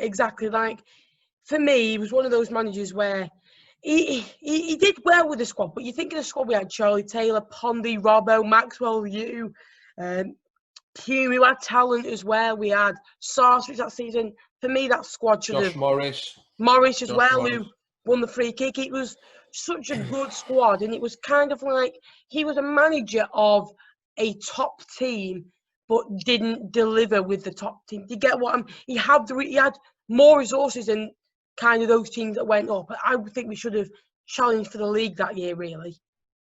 Because of his stubbornness playing the way that he were playing. You know what I mean? If they'd played 4-4-2 all year, I reckon we'd have not been far off at all. His stubbornness and the fact that I were in the dressing room saying this, that we should be playing 4-4-2. And as I say, it was his stubbornness, and he half got lucky. But I mean, it's one of them. I mean, we even signed Paul McKenna from Hull. We signed Kenna from Hull, and Kenna came on the proviso that he would sign signed for the following season. And then Alexander, same. I mean, they were best pals. They were like best pals. Used to go camping with each other and all sorts. And at the end of the season, it kind of just couldn't get hold of him, and it got to like a week before the season was starting, and he finally said, "Oh, the chairman said that there's nothing here for you." So Kenner ended up retiring from that. He was like, "Nah, fuck it, I've had enough then." But I mean, that's how he trekked. Is like one of his best pals. And he's just like, "Nah, it's not on. It's not on." But I think he got lucky. He got lucky the fact that we ended up going up in the playoffs. I think 100%, because Pilly is quite loyal, but I think he would have been gone if he didn't get us up with that squad. And you look at what he did at Salford, where I don't know if it's in their documentary, where they went like a really bad run, and he thought, well, I'll stick with it, and he lost again, stuck with it, and then I think he changed it like quite late, probably the latest he could have changed it, and it started working for him. And do you think if someone like a Pondy, someone who had maybe had the greatest of attitude, who didn't really have a problem with him, if someone said it to him that he liked, said we should play 4-4-2, he would have taken it on? Do you think it was because it was you? And you I said think they probably were, yeah. They probably were, I think. I mean, right, Ryan Cresswell, right, at that time was the best defender in League Two. Like, best defender in League Two. Like, he'd win headers, he'd tackle. He weren't great on the ball, but no defenders in League Two on the ball. You just meant to head it and kick it away. Yeah, and he'd score you 8-10 goals a season. But he'd obviously got the up with him as well. I'm not just saying that because he's my mate and I travelled in with him. It proves the fact that he went the year after, he went to Northampton and they won the league. We him played near enough every game. Do you know what I mean? So he's just stubborn. It was just his stubbornness. I mean, Robbo were a good player, but you could bully Robbo. You could bully Mark Roberts. Big strikers could bully him. But they couldn't do that with Cressy. So, anyway, he got lucky, I think, getting winning in the playoffs. So leaving Fleetwood, it was Forest Green after that, wasn't it? And obviously, we know you like your diet and you like your steak bakes, your pepperoni pizzas, etc. Obviously, a vegan club. How did you find your time there? Well, to be honest, I was struggling for a club. I was 34, I think, maybe 34, and I've been in touch with Chesterfield all summer. Yeah. Paul Cook at Chesterfield, and got to the point where it was kind of like they were cutting the budget or not got no money or whatever, and then so there was a chance that I was going to go to Chesterfield. I went in training at Lincoln with Simo just to get fit. No real thoughts of signing there, and then Chesterfield got beat by, do you know, like a Bamber Bridge type thing, you know, like a local team like that, but equivalent like in the local area, Matlock or something like that. They got dicked 4 in a pre-season game, I think, something like that. Anyway, so Paul Cook, the chief exec, Chris Turner at Chesterfield, phoned me up and said, "Look, Cookie wants you to meet you on Monday." Cookie wants to meet you Monday. So we're like, right, fantastic. So I went in, met him and everything, and I went and met him on the Monday or Tuesday, and then they got dicked the following Saturday. Right. So I met him, talked to him, like, would you fancy signing? Yeah, blah, blah, blah. And they were like, we've not got enough money at minute, we need to free players up and all that sort of stuff. And they got dicked to the pre-season game. And then I got a phone call 6 o'clock Monday night saying, "Look, the Chesterfield want to sign you on Monday morning." Like, oh, fantastic! So brilliant. So Saturday night, Sunday morning, I took my little boy swimming, and then I got a phone call from my agent Sunday afternoon saying, "Oh, Paul Cook's changed his mind. He's going to go for like youth and fitness and all that instead of experience. So there's no deal there for you." So I'm like, right. So we're like halfway into pre-season here now, and I've not got a club. And then fortunately, Eddie Pennant down at Forest Green got in touch with us and said, "Would you fancy coming down here?" once again, no idea where it were, who they were, or anything like that. What the history about them were and whatever. And I ended up signing a deal. And same again as Fleetwood, play 23 games or something like that, and you sign a year, play 23 games, and get the year after. I had to move away from home again, which weren't ideal, but I had to sign. I was stuck, really. Yeah. We had a club, so I went down there. Same again, didn't start great. Obviously, people are expecting the level that I played in. I should have gone into the conference and pissed it, and I didn't start great. Same again, and it got to the point where we were playing in the first FA Cup round, like not the proper, whatever we played. We played away at Ebbsfleet, and they were having a right bash. Ebbsfleet, and they'd signed what do they call striker? Alakobi? Oh no, he's dead anyway. No, big kid who was it? Oh, I can't remember his name. They signed a big striker anyway. I'd not done great at Forest Green. I don't know, but I made a lot of appearances. I've got like maybe 12, 14 appearances into me 23 that I needed to make for the year after. And Eddie Pennant, it was around about Christmas, and Eddie Pennant got in contact, and we phoned me. Actually, we've been on his Christmas do the day before in Birmingham, and phoned me, said I need to speak to you. And I'm like, right, well, to be fair, my phone's about to die. Kedwell was the striker. You know what I mean? Big striker, yeah. Kedwell. He were at Ebbsfleet, and he were at Gillingham. He were at Gillingham at the time. And so before about that, I said, I'll phone you back in a bit. So I got back. I phoned him back up. He said, look, it's not really working out. I phoned Peter Taylor at Gillingham, who were a League One club at the time. I phoned Peter Taylor at Gillingham asking for Kedwell, and he said, only if you go the other way. So I'm like, right, okay.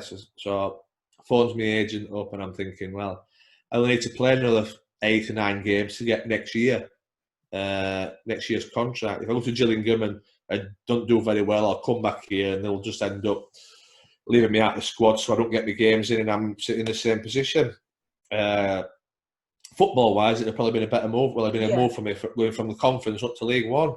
With an old manager who I played for before who liked us, I got on really well with Peter Taylor.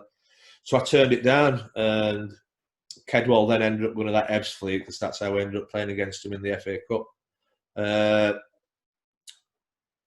So then I started scoring. So basically, Eddie Pennant, the manager, wanted to get rid of us, and they were one of them where I started scoring, and I never stopped scoring. I think I might have got. Did I get 30 that season? You scored a lot, didn't you? I think I might have got 30 goals that season, and then I ended up. I think I got when we got to the playoffs. Yeah, we ended up getting to the playoffs, and we got beat by Bristol Rovers, who ended up going up. So I scored 30 goals. I think it was 30. Yeah, it was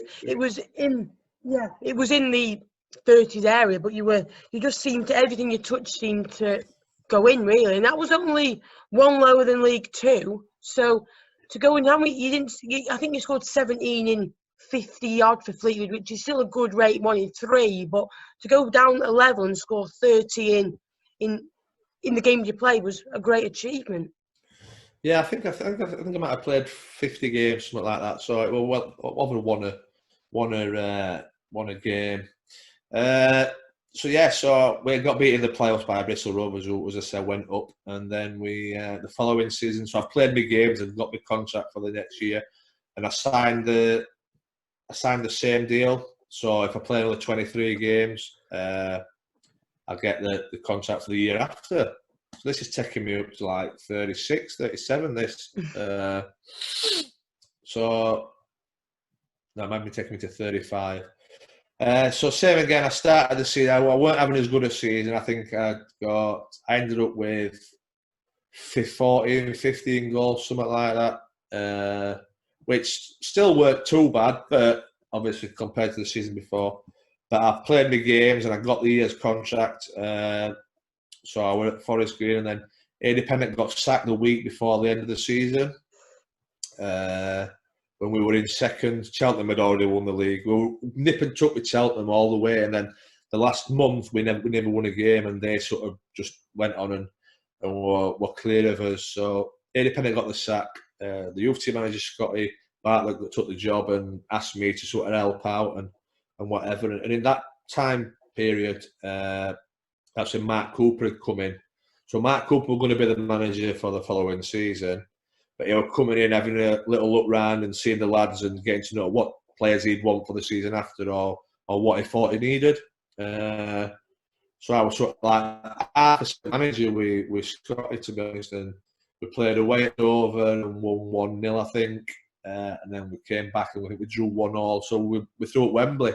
We're back at Wembley again, which were brilliant. I mean, the club, with the amount of money the club were paying out, we probably should, same as what you said earlier about Fleetwood, we probably should have done better than just the playoffs.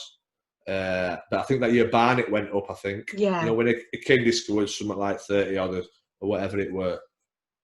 So yes, we're back at Wembley and we're playing Grimsby. First, we're 2-0 down at half time, and Mark Cooper, who was supposed to be just in the background, came down into the dressing room at half time and then pretty much went, right, I'm taking over. Parky going on. So I went on as sub at half time. Had an incredible chance, which I should have scored. Missed that when we ended up getting back to 2-1. And then last 5 minutes they scored to make it 3-1 and we're just fucking gung-ho. But so we lost at Wembley that day, but I'd still got the contract for the year after. So I had my summer and whatever, and then the week before we were supposed to go back in for pre-season, I get a phone call from the sporting director, whoever it were at the club, saying, we want to offer you a settlement. And I'm like, right, okay, so why have you left it till a week before the pre-season starts? So blagged it off, whatever. So I says, right, well, so I went and seen the chief exec, says, look, you're not going to take the piss out of me. This is what I want. If it's not this, I'll stay here and I'll just fucking spoil things. That was the mentality. The fact that if they said at the start of the summer, right, we'll settle it. If you want to get a settlement at the start of the summer when people are still recruiting. I mean, by the start of the season, start of pre-season, a lot of teams have already got the players in. Yeah. Compared to Alexander, who might not have done it in the best way, at least he told you literally a week after the season had ended, so you knew you had all the summer to sign a contract elsewhere. Yeah, but it was just that. So, anyway, I ended up getting it all sorted, and I said to Mark Cooper, I said, look, is there any chance I can just stay down here and train while I try and get another club? And to be fair to him, he was like, yeah, that's fine. So I was in at pre-season, I was in Fleetwood, Forest Green, shuffling on, getting my clubs mixed up. Getting in at Forest Green doing a pre-season, and then I got the call from Paul Cox at Barrow. So he wanted to meet us. So I went and met him, spoke to him and got on quite well with him. And they trained in Manchester. Obviously, Barrow's fucking miles away from anywhere, innit? But they trained in Manchester, so I could have just travelled to Manchester every day and then just went up and stopped up there for games. So I agreed a contract with Barrow. And I was supposed to be signing on the Monday. And I got a phone call on the Friday from Warren Feeney at Newport. So I'm like, they were League Two. Same again, didn't know that much about them, to be honest. I could have stayed where I was living with my partner in Swindon and travelled to Newport, so that weren't an issue with moving. Managed to sort of contract out with them, and my thought process was, even though I would be moving back home to Barrow, if I played for Barrow, which would have been great. Newport's League Two. If you go up into League Two and do all right, I might nick another year down in the conference and whatever from there. So I got sent off in the playoff final for Forest Green, but not sent off. You know, one of them where they do it after. Yeah. with a look at the incident after. I should have been sent off, to be honest. And so I was suspended for the first 3 games. But so I phoned Paul Cox and said, look, really sorry, I've decided to sign for Newport. Thanks for your inquiries and all that. But it's league football again, and I hope you can understand. They were like, yeah, that's fine, no bother, I understand. So I signed for Newport. So I had another sort of week extra pre-season to try and get up and running and whatever. And then I don't think I started the first couple of games. Then I got in the team at Newport, and I think I played 10 games and scored maybe 4 goals in the 10 games. So not too bad. Yeah, not too bad. But the team we were struggling a little bit. I think we weren't far off being a good team, but I think that following the previous season, they had a shocking end to the season and plummeted like a stone. So because they're not started great with Warren Feeney, he got the sack, and then there was just one manager, like in the whole world, the one manager who I did not want to get the job over anyone else, and it was Graham Wesley. And oh no!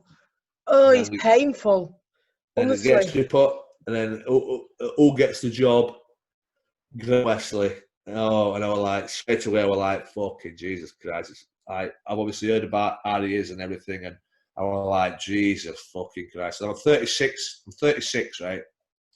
And the way that he makes you train, it's just outrageous. It really is outrageous. It's like, and I knew my body wouldn't be able to do it, I'll be honest with you. But so I started his first game away Yeovil, I think, and then I started his second game, scored against Plymouth, and then I tweaked my hamstring. Then,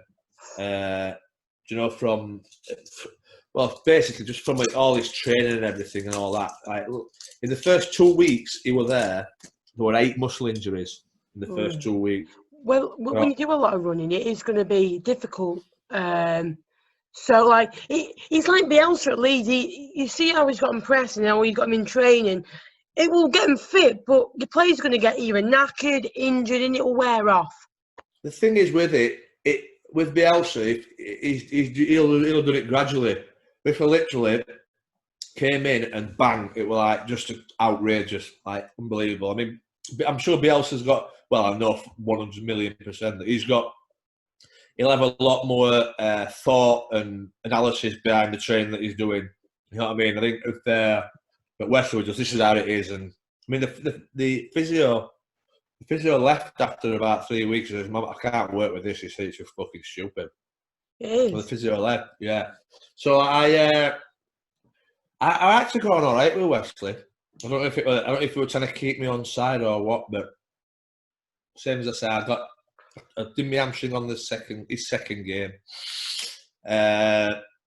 So then I were out for whatever 5-6 weeks or whatever like that, and then it got to the point where I was just coming back. I was just about to get back, just start training, and I got to the point in my recovery where I needed to do sprint training.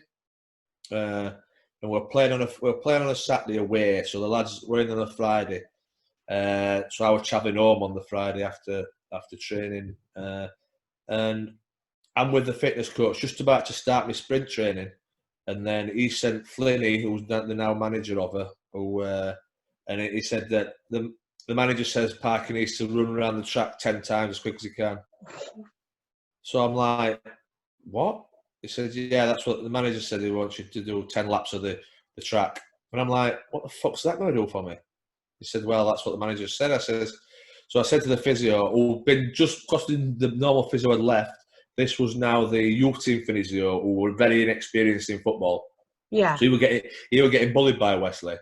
So I says to the physio, I says, well, am I supposed to be doing sprint training, ready to train on Monday? I need to test it to train on Monday. He's like, well, yeah, but the manager said that. So I said, it's fucking bollocks, this Flinney. I says, you know it's bollocks. It's fucking scandalous. I says, I need to be doing this I need to be doing this sprints now, see if I can train Monday.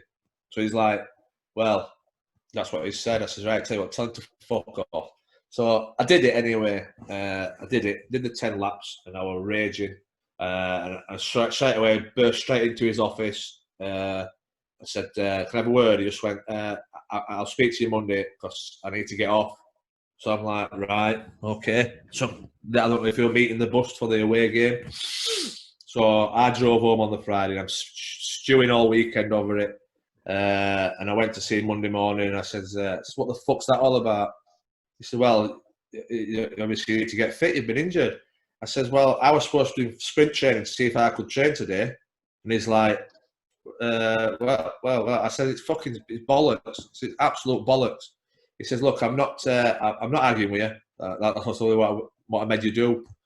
But in the previous couple of weeks, I've been speaking to Eastleigh, and Eastleigh wanted to say, because we're running more. I said, "Look, obviously I'm injured at the minute, but once I'm fit." And Wesley had said I could speak to Eastleigh, which meant to me, if I wanted to leave, I could have left. But I didn't want to. I don't think he wanted me in his dressing room, sort of causing trouble. Really, to be honest with you. Yeah. Which I would have done to get away. But Eastleigh wanted to just take my contract over from Newport, and I knew there were players at Eastleigh on big money. And I didn't ask for no stupid. I just said, "Look, can I get? This is what I'll come for. It's even further away, probably back same away from home, but I'm moving house and that and whatever." And they said, "No, we're just going to take your contract." I said, "Right, it's not for me." So I did this sprint training on the Monday, and then I trained on the Tuesday. Got through training, got back to my phone. I got a call from the agent, missed call. So I rung him. He said, York have been on the phone. Jason McGill, the chairman at York, where they're struggling. Would you want to go back there? And then straight away I was like, "Yeah, get me back, get me away from here, get me away from him, get me home." I was like, "Yeah." So I went back in and seen him. I said, "Look, obviously, as you'll know, York have been in contact. I'm going to go and sign." He went, "Right, no problem." Which fair play to him. He didn't have to do that. Yeah. So then I literally got in my car, went picked my stuff up and drove back up and signed for York on the Wednesday, and then played away at Tranmere on the Saturday.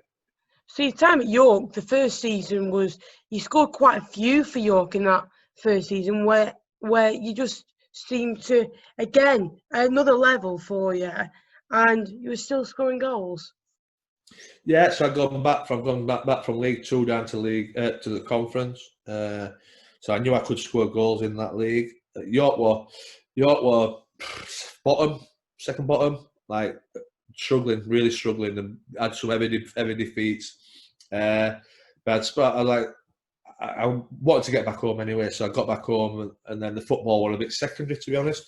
But Gary Mills, when I went in to speak to him, he said, "Look, I'm going to get a team that can get us out of this." We're like, "Right, brilliant." And then played his first game, as I say, against Tranmere, and they were top of the league. And we got beat 1-0. They scored in the 92nd minute or something like that. But I sat back after and I thought, I tell you what, we're not quite as bad as what I thought we were going to be. Yeah. And then we managed to get his squad together sort of middle of December, what he wanted. And then from the middle of December till the end of the season, if that had been the start of the season, we'd have been 4th or 5th in the league. But every time we used to win, all the teams around us seemed to used to win as well. And it's a bit demoralising, that, isn't it? When you don't go up a place and when you've won. Yeah, it kills you, especially when you're down there. But same as you say, I think I scored 16 goals in about 25 games, which again is really good. And I'm 36 here now. You know what I mean? I'm an old man, but still scoring and still playing every week. And Millsy were brilliant with me, like training wise. If I need a day off with my body, he'd let me have a day off and stuff like that. But ultimately, we ended up going down on the last game of the season, the last minute of the Guiseley game. They ended up scoring I've never even seen the goal, but some outrageous goal with the goalkeeper's dropped a bollock. We come out to punch it, and it's punched and it's hit someone's head and gone in or whatever. So we ended up getting relegated, which were like the worst thing that could ever happen to me. And then, was that last season, the National League North? Was that your last season in football? No, so this was 2 seasons ago. Like 3 seasons ago, we went down, and then we were down in the National League North, and I were out of contract, and I had offers from other clubs to stay in the conference because, as I said, I scored 16 in the 25 or whatever. So, but Millsy yeah, Millsy were like, look, I want you to stay. We'll have a rate going up, and I felt guilty the fact that I'd gone into the club to stop them getting relegated, and we got relegated. So I didn't feel as though I owed them because, as I said, I'd scored all them goals, but I wanted to try and help the team get back up, and so I ended up signing for less money than what I could have got elsewhere. But same as I said, I were at home. I was 36. I was settled. I was fine. So it was my first taste of National League North. And then how did you cope with that level and coming towards the end of your career as well? So how were you? Yeah, I'm coming towards the end of my career, but I scored 25 goals That's unbelievable. in 32 games. I mean, Millsy got the sack after about 2.5 months or something, and we're in 4th, 5th, and then I really do feel as though we'd have got promoted if we'd have kept him. But yeah, so I'm in the team. I'm playing every week, and it got to sort of we're probably about 10 games left, and Martin Gray was the manager, and he signed some terrible players. But we were still in third in the league, and as I say, I'm scoring most weeks, and we're winning games or whatever. And I got just out for training. I was starting his jog, and I like collapsed with my knee. So I'm like, right. So I went and seen the physio and got it scanned and everything, and I'd got a piece of like gristle from my knee, and it had like lodged in between my bones in my knee. So every time, that's why it was like sort of collapsing on it. So basically, I needed an operation. So I had the operation and got it all cleaned out and everything. But while I were out, we didn't win a game in 10 games. And we plummeted. And it got to the point where we were the last game of the season, and we were playing Brackley away, and with a chance of getting the playoffs if we won. And I'd only had the operation 4 weeks prior. And Yeah. it should have been 7 weeks. I should have been out, and I rushed myself back, and I ended up being on the bench for the game. I should never have got back for it, but I busted my balls to get back, and we ended up we're losing. We joined 0-0 at half time, so we're still in with a chance. Then they scored just after half time. Straight away, Martin Gray said, "Right, get ready, going on." I went on. I scored an header that got disallowed for me just holding someone off. It should never have been disallowed. Yeah. And then we ended up getting beat 2-1, I think. So we didn't get in the playoffs. But I busted my balls to get back playing. 2 or 3 weeks earlier than what I should have been, what the surgeon were telling me, just because I wanted to give us a chance of getting in the playoffs. So that was like a disastrous season for York. We were expected to go straight back up from the National League North. But on a personal note, I'd still scored 25 in 32, and I'm fucking 36 now. You know what I mean? 36, 37 now. It really is. So when you think about it, so from me going back originally, I think I scored 25 in to 20. No, I scored 25 in 32 and 16 in 25. So what's that work out? It's like 42 in about 65 games. Exactly. For that level, it's like one in every 1.5 games you play, you're scoring a goal. Yeah, which is, even though I'm 36, 37, it's like, if I'd have been 21, I'd have been getting a fucking move. You know what I mean? Was that kind of like your last season properly playing football? Yeah, but I'd still got another year on my contract. Yeah. I've done so well. I've got another year contract, which was fine for me. But then we get to the start of the season after, and I'm not in the team. And I'm like, Martin Gray's still the manager. And I'm like, what's fucking happening here? Why am I not in the team? He's like, I wanted to see him. He said, I want you to come on the coaching side of it, which was half just tickle my belly, I think, just to keep me pacified. And I'm like, I can't quite fathom out why I'm not in the team after what I've done in the previous season and a half. So I never ended up. I weren't in the team, in and out of the team, and then he got the sack. Sam Collins came in, and he was the same. Never really played us, and I ended up having a massive bust up with him, and my career was petering out. And it got to the point where I weren't bothered that I weren't playing. So like normally I'd be knocking on the manager's door every Monday morning. Why am I not playing? Why am I not playing? Yeah. And I weren't doing that. I was like, right, fair enough. I started cracking on with under the coach, which never wanted. I never sort of sacked the football off for that, which some York fans were accusing me of at the time. But so my career was petering out, and then Martin Gray got the sack, and Steve Watson came in, and I was just in and around the squad and on the bench every week, and never got another run of games in the team. And at the end of the season came, and obviously I knew I weren't going to get a contract at York, and that's when I was like, nah, it's not for me. I've decided it's time for me to hang my boots up and retire. If the fact that I'm not going and complaining that I'm not playing, I think that was a sign that said to me, right, you've had enough now. But you still look back on a career where you've won promotions. You've won obviously promotion with Stoke. You've won a promotion with Fleetwood. You got to 2 Wembley finals with Forest Green. Obviously did really well with York. I bet even in that last 6-7 years of your career, you've done so well. Yeah, I mean, you're probably talking in the last, so from Forest Green to York, I probably scored over 100 goals. Exactly. At that level, you scored over 100 league goals, and to pretty much do that in the National League at 34, 35 after again getting released by Fleetwood, going again, because sometimes it could be demoralising getting a team up and then going back to the league you've just come from. I bet you think, Jesus, am I ever going to get back up, stay with a club when I get them up, really, when you get into an older age?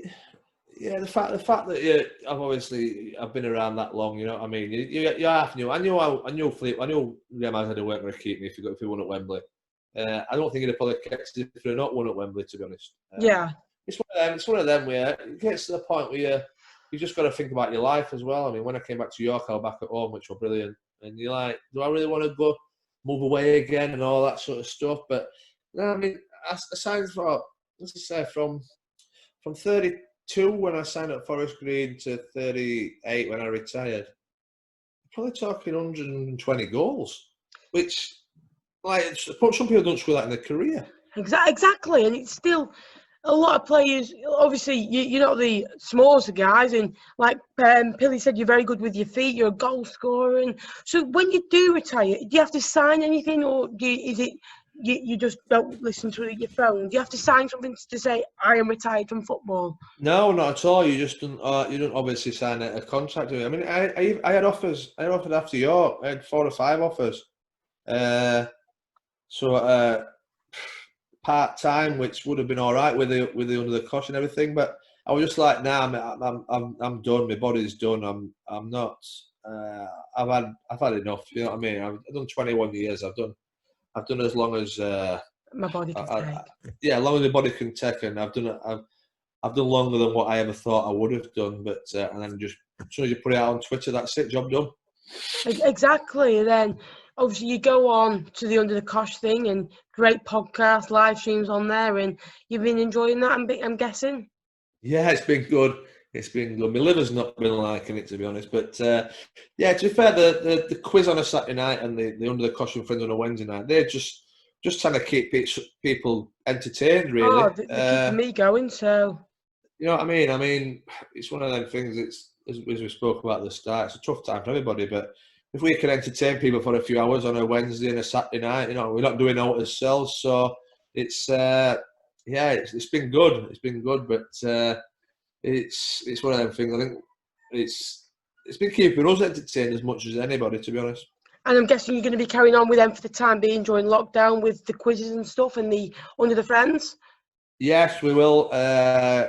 Obviously, we know lockdown gets lifted soon enough when it's safe to do so. But yeah, we'll keep it going and see how we get on. But it's as I say, it's just enjoyable and hopefully keeping people entertained. But by the way, I sound as though I like just blowing smoke up my own arse, didn't I, with all my goals and everything like that. I weren't at all. I weren't meaning that at all. I was just saying, like, when people might have ripped me off because of my age or my size and all that sort of stuff, I've got the figures there to just shove it up their arse. You know what I mean? Exactly, and you talk very well. Well, thank you, John, for coming on. I really appreciate it. No problem at all, mate. And yeah, hopefully, and we can carry this podcast on. Thank you for watching. And everyone go and subscribe to Under the Cosh. Obviously, you're getting bigger and better every day. And so, yeah, go and give them a subscription. Thank you for watching, guys. Top man, mate.